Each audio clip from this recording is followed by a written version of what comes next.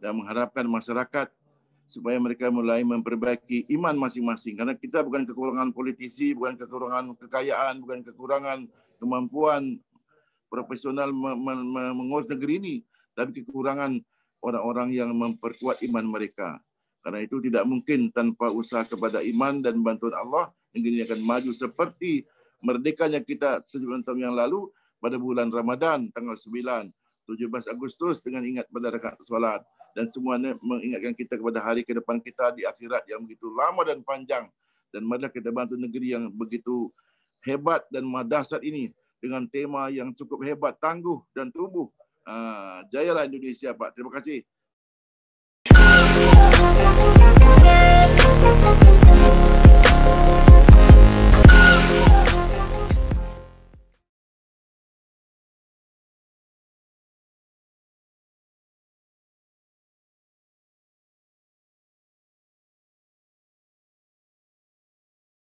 Assalamualaikum warahmatullahi wabarakatuh. Waalaikumsalam warahmatullahi wabarakatuh. Bersama saya Bambang Sadono di channel Inspirasi untuk Bangsa. Mudah-mudahan channel ini benar-benar bisa memberi inspirasi, motivasi, edukasi, informasi, dan syukur bisa membantu mencari solusi. Kami sedang mempersiapkan beberapa video untuk memaknai 19 tahun Kepulauan Riau. Ya. Nah, saya sekarang sudah bersama dengan seorang tokoh yang tidak bisa dipisahkan dari kehadiran Provinsi Riau, yaitu Bapak Haji Husrein Hud SH MH MPDI. Beliau sudah banyak malang melintang di kegiatan politik, kalau tidak salah di DPRD, menjadi bupati dan sebagainya. Nah, apa kabar Pak Husrein? Alhamdulillah, sehat walafiat. Ya, kita ketemu sudah 21 tahun yang lalu, 19 tahun yang lalu berarti. Ya, tapi kelihatan Pak Bambang masih muda nih kelihatannya. Enggak juga. Yang penting semangat. Semangat. Nah, Pak Husrein, Bapak kan dikenal sebagai founding father ya, orang yang sangat gigih memperjuangkan kehadiran Provinsi Riau. Nah, mungkin saya pengen tahu sekarang, walaupun dulu juga sudah pernah cerita, sebenarnya apa gagasan dibalik keinginan untuk mendirikan Provinsi Riau, Kepulauan Riau terpisah dari Provinsi Riau yang sudah ada. Monggo Pak, silahkan Pak. Baik Pak Bambang, saya kira kita mulai dengan awal semangat Provinsi Kepulauan Riau ini adalah pada tahun 1958, Provinsi Riau itu ada di Tanjung Pinang, ibu kotanya. Provinsi Riau itu Tanjung Pinang selama 2 tahun. Tapi kemudian ada pemberontakan PRRI dan kemudian beberapa hal untuk mengantisipasi yang terjadi di daratan sehingga dipindahkanlah ke Pekanbaru. Sudah itu berakhirnya pemerintahan Orde Baru, orang-orang kepulauan bersemangat kembali dengan adanya DPR GR. Maka tahun 67 mereka bersepakat meminta untuk membuat kembali Provinsi Kepulauan Riau atau dikembalikan ke Tanjung Pinang. Tetapi pemerintahan saat itu begitu kuat. Bahkan kita semangat mengajak Bangka Belitung Kepulauan Riau menjadi satu provinsi, Baberi namanya. Tapi belum dapat juga. Jadi kita bertahan terus. Sehingga tahun 99 adanya otonomi daerah yang dikomando oleh pemerintahan Habibie, kita kembali bersemangat pada orang tua yang masih hayatnya ada, mengingatkan kita kembali untuk membentuk Provinsi Kepulauan Riau. Akhirnya dengan semangat kebersamaan seluruh komponen masyarakat di perantauan maupun di daerah bermusyawarah daerah, musyawarah besar namanya, Kepri 15 Mei 99, mereka mencetuskan adanya pemekaran kabupaten sekaligus memohon untuk berdirinya Provinsi Kepulauan Riau. Begitu, Pak.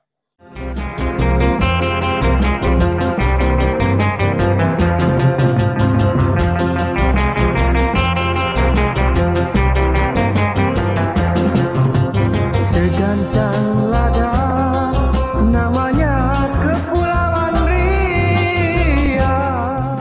Ya. Nah, sudah Babri sudah tidak ada lagi Pak ya? Nggak teringat lagi.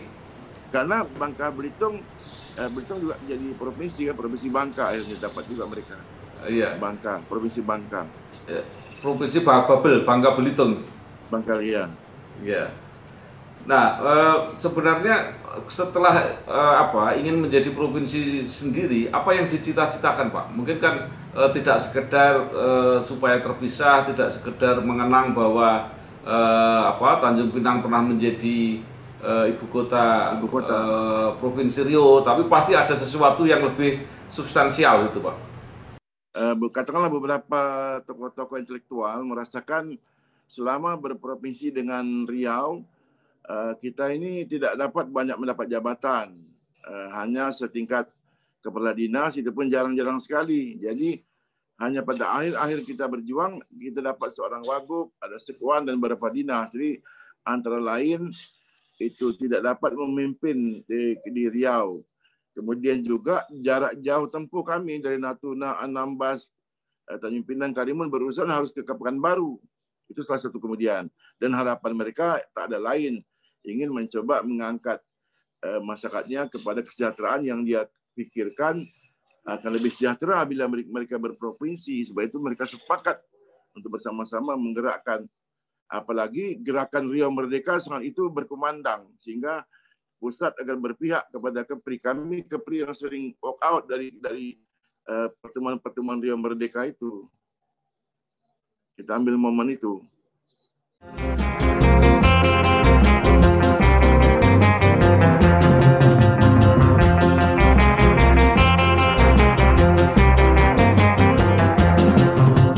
Segantang lada namanya Kepulauan Riau. Ya. Nah, sebenarnya kalaupun akan mandiri, salah satu pertimbangannya adalah kemampuan mengelola daerah sendiri. Nah, kalau menurut Pak Usrin itu apa sebenarnya potensi utama yang ada di Kepulauan Riau dari segi ekonomi, Pak? Kalau potensinya sendiri, potensi keberadaan Kepulauan Riau saya kira sangat dahsyat karena mereka memiliki laut yang begitu luas dan potensi lautnya tidak katakanlah terhabiskan. Kemudian juga potensi ekonomi mereka yang kebetulan berbatasan langsung dengan Singapura dan Malaysia. Singapura menjadi tempat pusat perdagangan dunia, pusat sentral pergerakan dari Singapura bergerak ke mana-mana. Malaysia juga memerlukan kebutuhan yang begitu banyak. Sehingga kita yakin bila kita berkolaborasi bersama ini akan lebih maju. Dan kita tidak akan sangsikan kalau kita mengoptimalkan milik sendiri Kepulauan Riau itu akan lebih masuk. Itu di luar dari kemampuan, katakanlah kita diberi iming-iming dulu bagi hasil minyak yang sekian banyak, itu tak berlaku lama, sebentar sudah selesai karena semuanya diatur oleh Jakarta dan mereka merasa Jakarta kekurangan dana sehingga bagi hasil itu berkurang. Saya kira kita lupa bahwa kemampuan Kepulauan Riau ini sebetulnya sudah begitu dahsyat kalau kita kelola dengan sungguh-sungguh.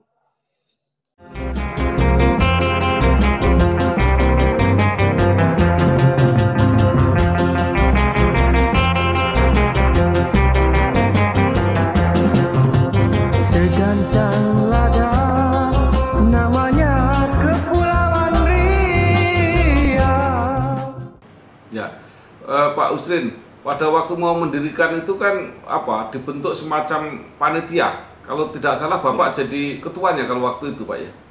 Ya, namanya Badan Pekerja Pembentukan Provinsi Kepulauan Riau disingkat dengan BP3KR. Saya ketua umumnya. Kemudian juga bersama dengan Depdagri, tim ILGOS sama tim independen yang menghitung kemampuan Kepri. Dia menghitung 10 tahun Kepulauan Riau mandiri akan mampu bersaing mengalahkan Jawa Barat, bahkan akan setara dengan Johor Bahru Malaysia. Tapi sudah 19 tahun, nampaknya makin menurun ini Pak Bambang. Ya, nah inilah pertanyaannya. Saya juga akan bertanya tentang itu, Pak. Jadi kenapa itu bisa terjadi?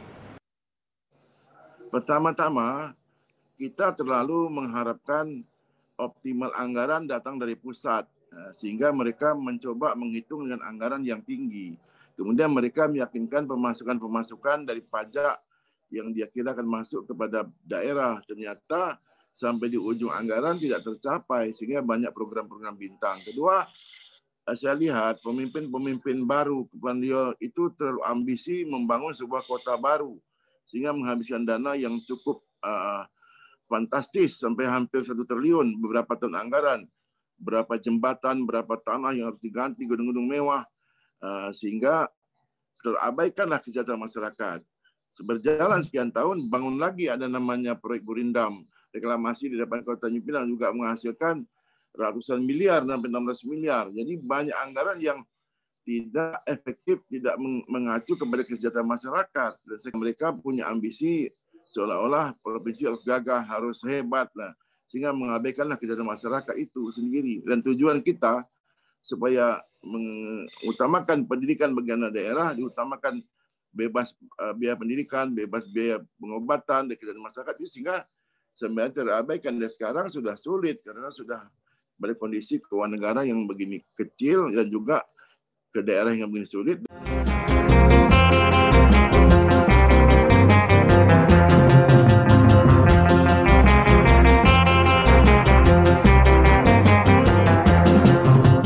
Segantang lada namanya Kepulauan Riau. Ya, jadi kalau menurut Pak Husren, apa dalam situasi yang sudah seperti ini terobosan-terobosan yang bisa diambil untuk kembali memaksimalkan potensi Riau dan mensejahterakan masyarakat tadi di bidang pendidikan, kesehatan dan sebagainya? Mereka mesti melihat potensi lahan, tanah dulu. Tanah yang sekarang ini hampir dikuasai oleh para konglomerat dan juga orang-orang yang membeli lahan dari pengusaha-pengusaha, sehingga katanya malah pulau-pulau di sekitar Anambas, Natuna juga mereka sudah pada melirik dan memiliki sekitar Batam. Lahan ini kita bisa fungsikan, umpamanya di kampung saya Tanjung Batu, itu kemampuan gambir sangat hebat. Setahun kita menanam, gambir berhasil. Dan kemudian di sana bisa tanam pohon pinang, peramajan kelapa, peternakan, dan kawan-kawan di Malaysia juga memerlukan lahan untuk menanam durian. Jadi lahan kita utamakan. Kedua, posisi laut kita mesti usahakan kembali ke darat untuk mencari teman-teman yang menyiapkan, katakanlah untuk mereka membuat cold storage, mereka buat tepung ikan, membuat bakso, membuat apa. Pokoknya potensi laut itu diumpamakan sungguh-sungguh. Masa kita kalah sama Kulon Progo, bela dan beli.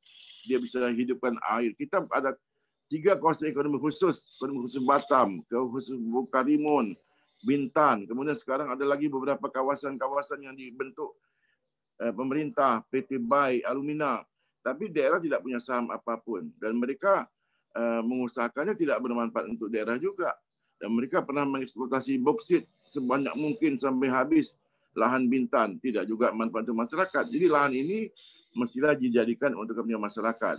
Banyak lagi kita bisa menanam dan lain-lain yang untuk masyarakat. Tapi kalau kita hanya berpotensi ekspor, mengirim bahan-bahan seperti itu, saya kira sampai kapanpun sulit. Jadi kembali ke basic kita. Natuna banyak ada ribuan hektar tanah yang terlantar. Kenapa tak kita buat stok seperti tanam padi, tanam jagung, ataupun mungkin tebu dan sebagainya. Sekarang terlantar sehingga kita sangat miris. Masak di Natuna beli cabai aja di Sumatera Barat. Di Lingga punya tanah begitu luas, beli keledek, keladi, ubi, jagung semua dari Jambi. Jadi tidak mempotensikan sesungguhnya lahan kita. Dan rakyat kita kan tidak banyak. Apalagi di Batam, mereka sudah terbiasa di industri. Ini mesti kita pikirkan karena mereka jadi pengemis setiap tahun. Hanya menaikkan harga upah 100.000, mereka harus berkorban siang malam, demo, ditangkap. Kita sehingga merasa malu. Jadi mesti ada upaya bersama untuk menghitung anggaran kita, kemudian kita maksimalkan untuk kepentingan. Jangan kita beli yang tidak penting, kita bangun yang tidak penting, tapi itu berjalan terus. Beli bangun masjid mahal-mahal sampai puluhan miliar, banyak-banyak. Kita kan belum perlu masjid sebanyak itu. Memang agama itu penting, tapi bukan dengan bentuk masjid yang begitu mewah besar, tapi akhirnya tidak ada isinya. Jadi perlu pemerintah ini jujur, kemudian transparan dan mengoptimalkan aset daerah seperti lahan-lahan, tanah dan kemampuan. Dan kita segera menghubungi teman-teman di Malaysia dan Singapura apa yang mereka perlukan kita siapkan. Dan juga barangkali mempersiapkan potensi bagi provinsi-provinsi sekitarnya. Dan kapal-kapal laut yang parkir di seluruh laut Kepulauan Riau itu, mereka memerlukan juga sayur, memerlukan juga bahan-bahan makanan, Karena mereka harus beli dari Singapura, kita juga mampu memberikan mereka, mensupport mereka, itu Pak Bambang.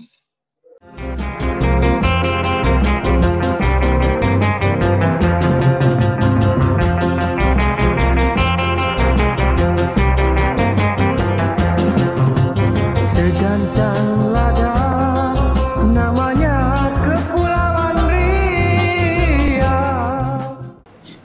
Ya, jadi kesimpulannya Pak Uzrin ya, potensinya masih sangat besar, sangat menjanjikan. Ini hanya soal pengelolaan, soal manajemen gitu kira-kira ya. Ya. Sekarang ini Pak, diisukan lagi seolah-olah beberapa intelektual seperti yang ketua dewan dan mantan-mantan dewan mengejar meminta otonomi khusus, otonomi daerah, provinsi khusus. Nah, Natuna minta provinsi sendiri. Saya kira ini juga hal yang lucu. Kita pengalaman sekarang saya di Nangro Darussalam. Saya jumpa teman-teman di kawan-kawan di Wali Nangro, kawan-kawan di Majelis Rakyat Aceh, kemudian juga kita lihat pengalaman di Papua. Tidak juga mereka lebih makmur, tidak juga mereka lebih, walaupun dana dikucurkan begitu banyak, itu tergantung di daerah kita mengelola. Sekarang kalau kita perjuangkan kepergian khusus dapat apa? Khusus sudah khusus kita di Batam, sudah khusus Karimun, Natuna, semua ada kawasan khusus. Kerugian tambang boksit, dana reklamasi tidak tersalurkan, juga ratusan miliar. Jadi pengawasan ini ketat. Kita rakyat ini Pak tak bisa begitu banyak menyampaikan aspirasi, kita malah tidak disukai. Sehingga seperti saya lah contohnya. Orang lihat saya alergi kadang-kadang. Sekarang saya suka memberikan saran-saran yang supaya didengar. Tapi kita ini kan tidak dalam sistem Pak itu. Tapi saya ikhlaskan semua. Walaupun saya lihat sedih.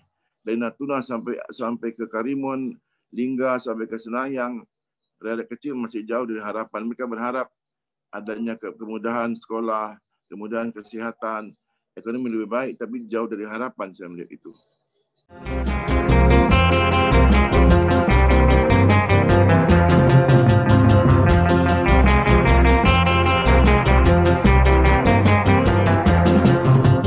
Segantang lada namanya Kepulauan Riau.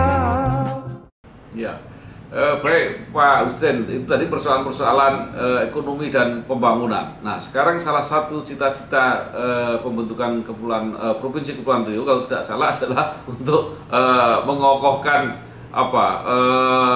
budaya Melayu yang katanya pusatnya itu di Kepri. Nah, itu sampai sekarang terlaksana apa enggak Pak? Budaya Melayu ini kan kita katakan Pak, dia sejalan dengan identik dengan Islam. Mereka punya moto bersih serak bersih kitabullah.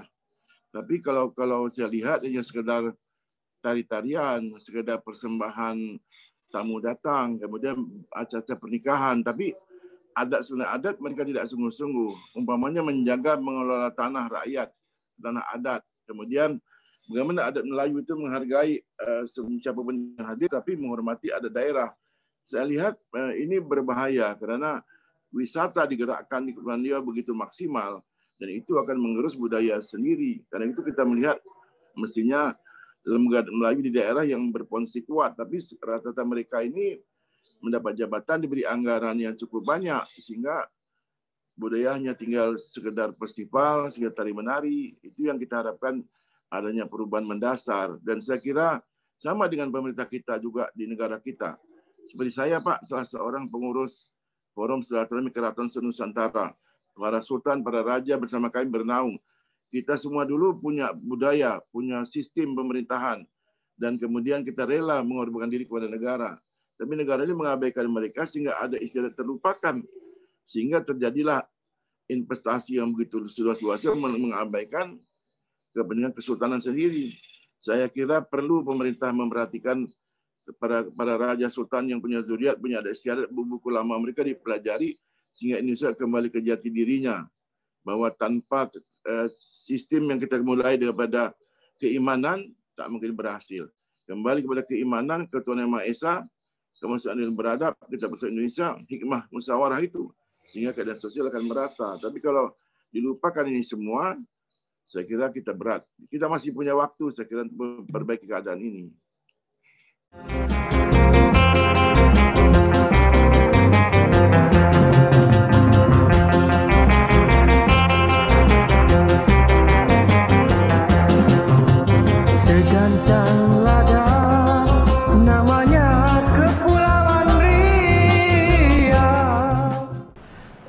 Usrin, itu kalau di Kepri apa peninggalan kesultanan yang masih ada itu apa Pak sekarang? Yang masih kokoh masjid di Pulau Penyengat dan beberapa situs kerajaan-kerajaannya.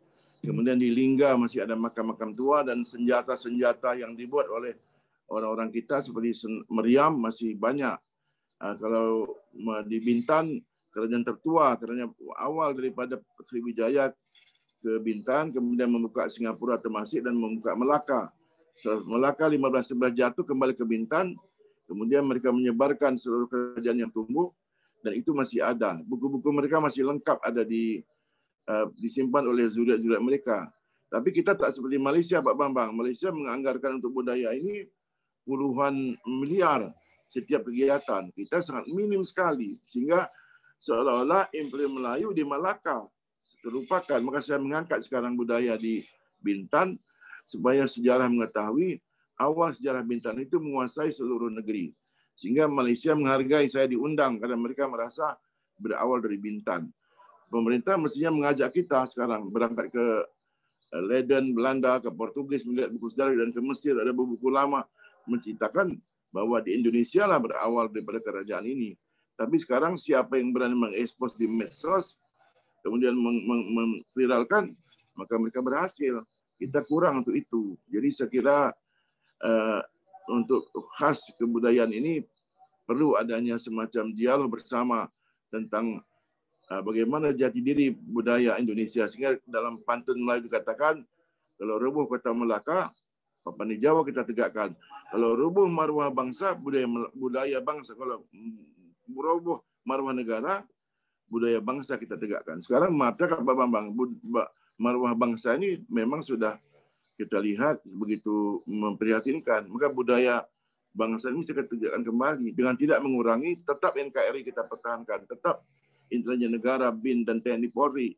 Tetapi biarlah budaya daerah masing-masing dihidupkan untuk menjaga perkatan ini, dan mereka hidup rukun damai dengan mudah beribadah, berusaha, dan kita dukung untuk itu.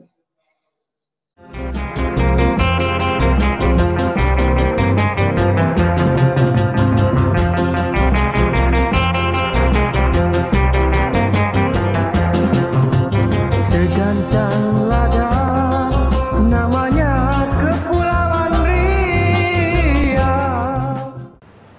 Ya, jadi luar biasa sekali, potensi ekonominya tinggi, potensi sosial budayanya juga kuat sekali, Pak ya. Ya. Nah, cuma agak sayang karena Pak Usrin tidak bisa begitu ikut langsung untuk menanganinya ya secara politik ya. Sudah takdirnya mungkin Pak. Dari awal saya sudah mau berusaha, tapi dengan sistem yang diatur secara politis, saya akui beberapa saksi masih hidup dari BPKP dan sebagainya. Saya harus tinggal di Sukamiskin dan Cipinang. Saya kembali sudah berakhir jadwal itu. Untuk kedua ketiga tetap diupakan menolak saya beberapa partai, walaupun sudah sudah berjanji, yang ada sudah menerima, katakanlah sebagai tanda jadi. Sehingga saya berpikir mungkin Tuhan menakdirkan saya untuk tidak di situ. Cuma sayang teman-teman saya yang di pemerintahan menganggap saya sebagai sejarawan, sebagai tokoh, sebagai pencetus, tapi ide saya mereka tidak dengar. Sehingga saya surati KPK, saya surati Mendagri. Saya kira ini yang saya sedihkan, tapi saya ikhlaskanlah. Walaupun saya dibohongi katakanlah oleh beberapa mereka, tapi kita sudah menganggap kita sudah bersedia mandiri, apa yang terjadi kita siapkan. Cuma sekarang saya harus menguatkan di akar rumput. Sebab Allah beritahu, kalau penduduk negeri beriman bertakwa, Allah beri keberkahan. Bukan dari pemimpinnya, dari rakyatnya. Kalau kita mencari pemimpin taat, mencari pemimpin yang hebat di bawah tidak taat, percuma. Jadi saya berkelilinglah, bersafari, katakanlah bersafir kemana-mana, untuk meyakinkan ini. Dan saya alhamdulillah di Pekanbaru diterima oleh pemerintahan, kemudian di Jambi, sekarang di Aceh pun beberapa tokoh-tokoh masyarakat. Seperti tahun kemarin saya bertemu dengan Majelis Rakyat Wali Nangro, bertemu dengan saya untuk kita diskusikan. Jadi mungkin saya kan ketua juga Pak Bambang Majelis Rakyat Kepulauan Riau, bersama Majelis Rakyat Papua, Majelis Rakyat Nangro, Majelis Rakyat Kalimantan. Kita coba memberi masukan kepada pemerintah pusat dalam kondisi Riau di daerah. Kita dibuat undang-undang provinsi kepulauan, tapi tak pernah disahkan sampai sekarang. Padahal itu potensi yang dianggap sama sejajar dengan Jawa, Makassar maupun Sulawesi, Kalimantan. Itu hanya darat cuma 1/4, Pak. Lautnya sudah 96%. Mau disamakan, tapi ditunda terus. Tapi ya kita terima alhamdulillah itu kehendak Allah. Tapi saya yakin, Pak, tanpa kita kembali kepada agama kita, tanpa kembali ke budaya kita akan sering gagal menghadapi masa depan.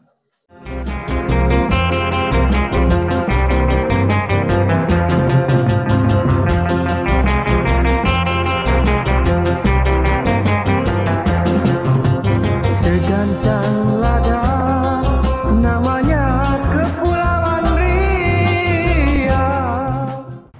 Ya, Pak Usrin, saya melihat bahwa kerabat di lingkungan Bapak kan juga aktif di politik. Ada anak, ada mungkin menantu, ada adik, ada dan sebagainya masih aktif di bidang politik. Apakah gagasan-gagasan Pak Usrin ini tidak bisa disalurkan melalui orang-orang dekat atau mungkin orang-orang yang dulu berjuang bersama Bapak dan sebagainya? Sistem pemerintahan Indonesia, Pak, tidak memungkinkan karena dia ada sistem partai, sistem fraksi, dan komando. Adik saya hanya DPD RI dan sudah berakhir. Kemudian adik saya satu lagi wakil ketua DPR provinsi, dia juga punya partai. Menantu saya polisi dia kan punya patuh pada komandan.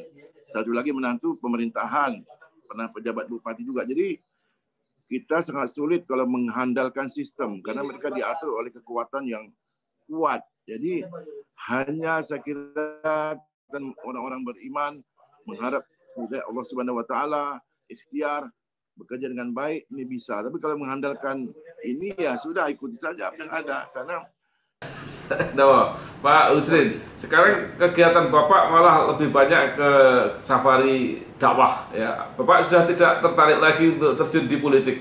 Pak, kalau dalam sahabat dia di dalam masjid berjumpa kawannya, dia sedang menangis. Kenapa kau ada masalah? Dia bilang saya ada masalah keluarga, masalah kehidupan rumah tangga.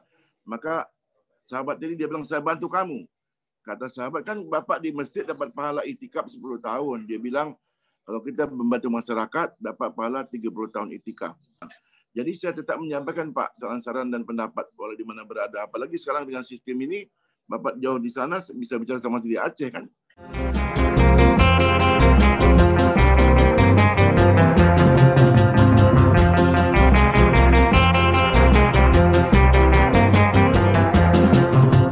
Segantang lada namanya Kepulauan Riau. Ya, nah Pak, mungkin terakhir apa yang masih Bapak harapkan dari Provinsi Kepulauan Riau ini dan apa yang Bapak sarankan baik kepada pemerintah maupun kepada masyarakat agar perjuangan yang begitu berat pada waktu itu benar-benar bisa membuahkan hasil yang maksimal untuk rakyat di Kepulauan Riau? Saya hanya mengharapkan kepada seluruh pemimpin daerah, baik gubernur maupun DPRD di seluruh kabupaten kota, dan mereka hendaknya jujurlah kepada rakyat gitu. Masa tak bisa mencari solusi itu? Saya punya minat tapi nampaknya saya terhalang terus. Mungkin ada satu sistem, apakah karena saya punya janggut atau mungkin saya dianggap. Saya pernah bikin surat dulu, Pak, waktu saya menjabat melarang judi dalam bentuk apapun di Kepulauan Riau. Waktu itu masih sebuah provinsi. Jadi ada dendam kesumat juga bagi mereka-mereka yang saya melihat upaya ini menghalangi. Sudah setuju partai, sudah oke, tapi karena itu saya yakin ini Allah Subhanahu wa taala yang tidak menghendaki saya di situ, tapi saya tetap menyampaikan dan saya akan lebih bahagia berkelana bermusafir seluruh Nusantara, Pak. Saya sampai ke NTT, saya sampai ke Banjarmasin, sampai ke Sulawesi, sampai ke Nusa Tenggara, sampai ke Maluku. Dan saya belum sampai hanya Papua. Saya kira nanti suatu hari saya akan sampai itu, insya Allah.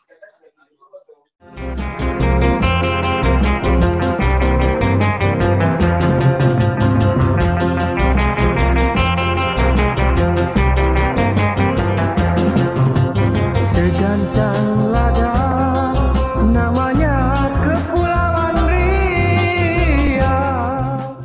Ya, Baik Pak, terima kasih sekali.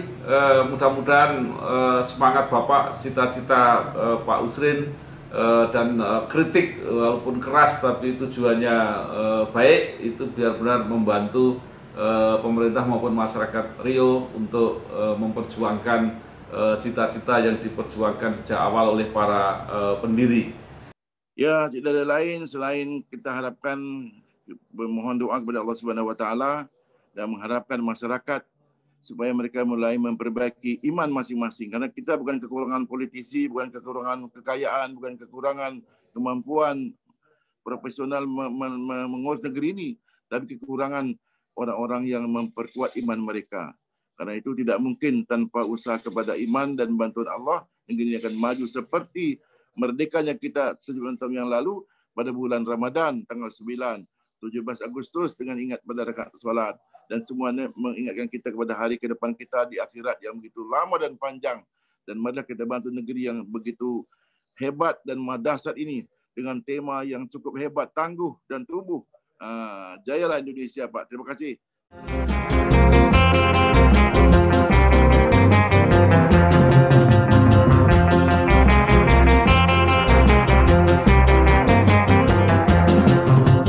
Segantang lada namanya Kepulauan Riau. Assalamualaikum. Terima kasih. Wassalamualaikum warahmatullahi wabarakatuh. Salam.